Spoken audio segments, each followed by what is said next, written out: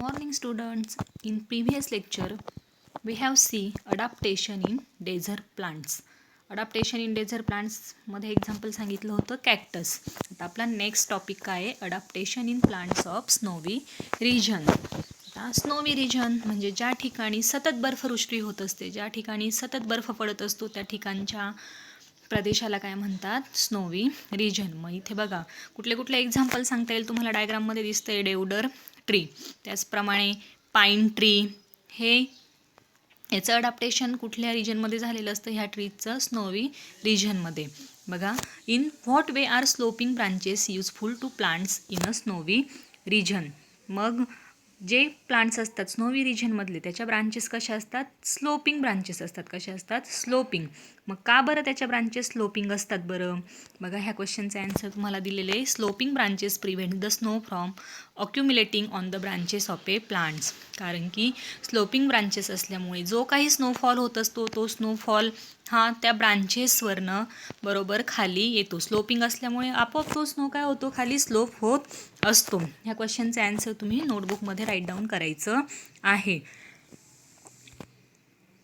आता नेक्स्ट बघा, adaptation in plants of forest region. कुठलं? Adaptation of plants in forest region. मग आता फॉरेस्ट रिजनमधले जे प्लांट्स म्हणजे जंगलामधले जे प्लांट्स असतात त्या प्लांटचं अडॅप्टेशन हे जंगलामध्येच होत असतं. मग त्याच्यामध्ये वेगवेगळ्या व्हरायटीचे प्लांट्स असतात. For example A variety of plants like trees, मोठी जी झाडं असतील ती झाडं, श्रब्स, त्याचप्रमाणे हर्ब्स, हे छोटे छोटे जे झुडपं असतील ते झुडपं, हे सगळ्यांचं अडॅप्टेशन कुठे झालेलं असतं? फॉरेस्ट रिजनमध्ये. Are these plants compete amongst themselves for sunlight. आणि ही जी प्लांट्स असतात ती प्लांट्स हे सनलाईटमध्ये काय होत असतात? वाढत असतात. Hence trees grow tall to get sunlight and climbers and vines grow to a great height with the support. बघा इथं डायग्राममध्ये दिसते तुम्हाला जे काही क्लिंबर्स आणि क्लिपर्स असतात हे मोठ्या मोठ्या प्लांट्सच्या सपोर्ट घेऊन काय होत असतात? वाढत असतात. Spring like tendrils on the stem of some climbers is an example of adaptation. बघा, मग ह्या डायग्राममध्ये तुम्हाला दिसते बऱ्याच प्रकारची प्लांट्स दिसतात. ते ट्रीज आहेत, छोटी छोटी झुडपं आहेत, श्रब्स आहेत, हर्ब्स आहेत आणि क्लिंबर्स वगैरे सुद्धा आहे. क्लिंबर्स हे दुसऱ्या झाडांचा सपोर्ट घेऊन वाढत असतात. हे सुद्धा एक एकदम इम्पॉर्टंट एक्झाम्पल आहे. कुठलं? क्लिंबर. कारण की स्टेम जे क्लिंबर्स असतात त्याच्या ज्या ब्रांचेस असतात त्या कशा असतात? स्प्रिंग लाईक टेंड्रिल्स असतात. बरोबर. वेली माहिती आहे तुम्हाला कशा होतात? त्या वेली कुणाचा आधार घेऊन वाढत असतात? दुसऱ्या झाडांचा आधार किंवा भिंत वगैरे असेल त्याचा आधार घेऊन वाढत असतात. हे तुम्हाला सगळ्यांना माहीतच आहे. Our next topic is adaptation in grassland plants. आता ग्रासलँड प्लांट म्हणजे गवताळ प्रदेशातलं प्लांट्स. गवताळ प्रदेश त्या ठिकाणी कुठले कुठले प्लांटचं अडॅप्टेशन झालेलं असतं? आता ग्रासलँड म्हटल्यावर तिथे जास्त प्रमाणात काय दिसणार आहे? ग्रासेस दिसणार आहे. काय दिसणार आहे? Grass. Fibrous root of grasses prevents soil erosion. आणि हे जे ग्रास आहे, गवत आहे, त्याचे रूट्स कसे असतात? फायब्रस असतात. कसे असतात? फायब्रस. त्याच्यामुळे सॉईल इरोजन म्हणजे जमिनीची धूप होत नाही. फार कमी प्रमाणात जमिनीची धूप होते. And forest in the equatorial region are dense. आणि इक्वेटोरियल रिजनमधले जे फॉरेस्ट असतात ते फॉरेस्ट हे काय आहे? त्या ग्रासलँड प्लांट्समुळे काय होतात? कमी होतात. And animals like tiger, elephants and deer can remain hidden in these grasses. आणि मोठे मोठे गवत वाढलेले असतात त्याच्यामुळे जे काही जंगली जानवर आहेत, टायगर असेल, एलिफंट असतील, डिअर असतील, जे हे त्या ग्रासमध्ये काय होतात? लपून बसलेले असतात. However grasses in cold regions are very short. आणि कोल्ड रिजनमधले ग्रासेस कसे असतात? खूप छोटे छोटे असतात, स्मॉल असतात. And animals like the rabbit are found in such grasses. आणि ह्या स्मॉल ग्रास म्हणजे व्हेरी शॉर्ट जे ग्रास असतात छोटे छोटे त्याच्यामध्ये कुठला ॲनिमल्स असतो? रॅबिट हा त्या ग्रासमध्ये लपून बसलेला असतो. Vast meadows are found in hilly area as well as plains. मग हे जे ग्रास आहे हे प्रत्येक ठिकाणी ग्रास जे आहे प्लांट्स हे प्रत्येक ठिकाणी आपल्याला बघायला असतं. ॲज वेल हिली एरियाजवर पण असतात. त्याचप्रमाणे जे प्लेन्स असतात, सपाट भाग असतो त्या ठिकाणी सुद्धा ग्रासलँड प्लांट्स हे आपल्याला दिसतात. अंडरस्टँड? येस.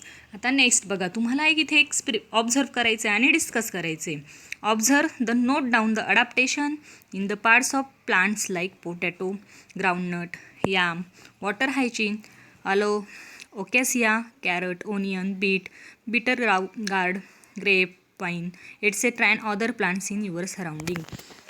आता हे सगळे आपल्या सराउंडिंगमधले प्लांट्स आहेत, बरोबर. याम असेल, पोटॅटो असतील, वॉटर हायजीन असेल, म्हणजे याची ग्रोथ पाण्यामध्ये होत असते वॉटर हायजीनची, ग्राउंडनट, भुईमूग, हे तर आपण सगळ्यांचे, बरोबर. कॅरट. मग ह्या सगळ्यांचं काय करायचं, ऑब्झर्वेशन करायचं आणि याचं अडॅप्टेशन कसं होत असतं आपल्या इथे आपल्या सराउंडिंगमध्ये, हे फक्त तुम्हाला काय करायचं, ऑब्झर्वेशन करायचं आहे.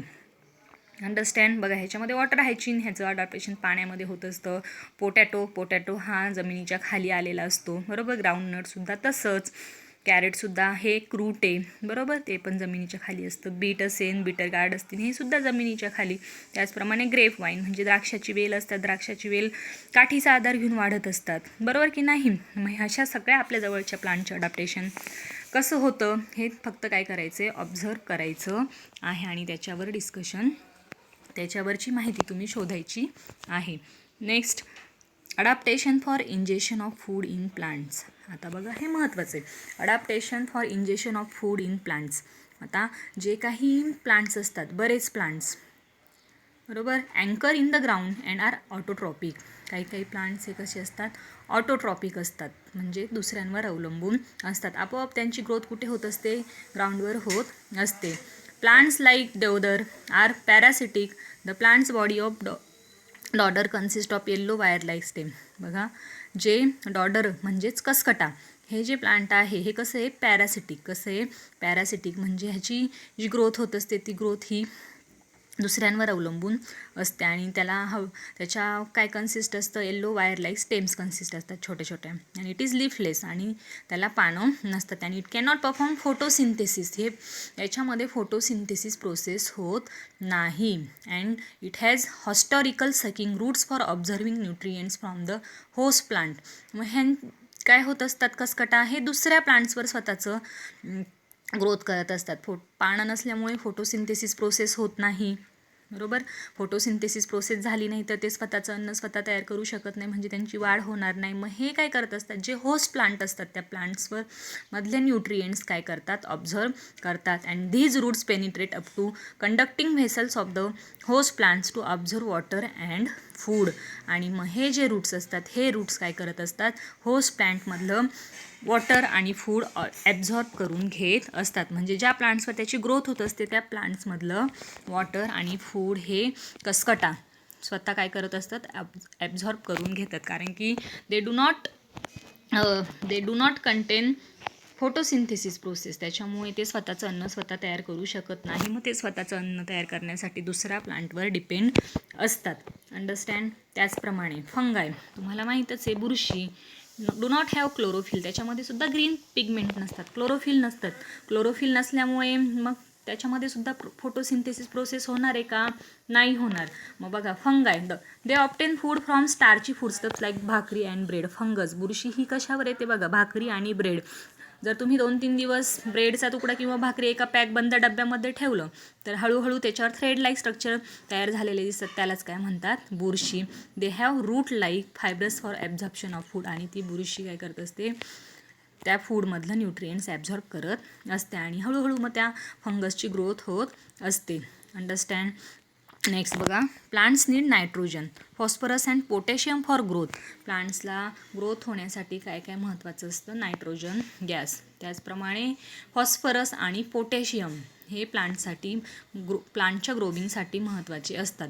Plants that grow in soil which is deficient in nitrogen like drosera, Venus flytrap, pitcher plants. बघा, ज्या प्लांटची सॉईलमध्ये ग्रोथ होत असते त्याच्यामध्ये नायट्रोजनची काय असते, डिफिशियन्सी असते, नायट्रोजनचं प्रमाण कमी असतं. कुठल्या प्लांट्समध्ये, मग बघा, like drosera, Venus flytrap, pitcher plants. हे जे प्लांट्स आहेत हे सगळे कसे आहेत, इन्सेक्टिव्हर्स प्लांट्स आहे. कसे आहेत, insectivorous plants. And they fulfil their need for nitrogen by consuming insects. आणि मग त्यांना नायट्रोजनची कमतरता असल्यामुळे नायट्रोजन हे ग्रोथसाठी आवश्यक आहे प्लांटसाठी. मग हे जे प्लांट्स आहेत, ड्रोसेरा, व्हिनस फ्लायट्रॅप किंवा पिचर प्लांट्स, हे काय करत असतात, नायट्रोजन कन्झ्युम करण्यासाठी जे काही इन्सेक्ट्स असतात ते इन्सेक्ट ईट करत असतात. म्हणून त्या प्लांट्सला काय म्हणतात, insectivorous plants. Adaptation are seen in these plants which serve to attract insect and hold them captive. मग ह्या प्लांट्समधलं अडॅप्टेशन कसं बघायला मिळतं, ते काय करत असतात, इन्सेक्ट कॅच करत असतात. इन्सेक्ट स्वतःकडे अट्रॅक्ट करून घेत असतात आणि त्यांना त्यांच्या पानामध्ये होल्ड करून ठेवतात, म्हणजे होल्ड करून ठेवतात. म्हणून ह्या प्लांट्सला काय म्हणतात, इन्सेक्टिवर्स प्लांट्स. कुठले कुठले आहेत insectivore plants, drosera, venus flytrap आणि pitcher plants. All of you understand.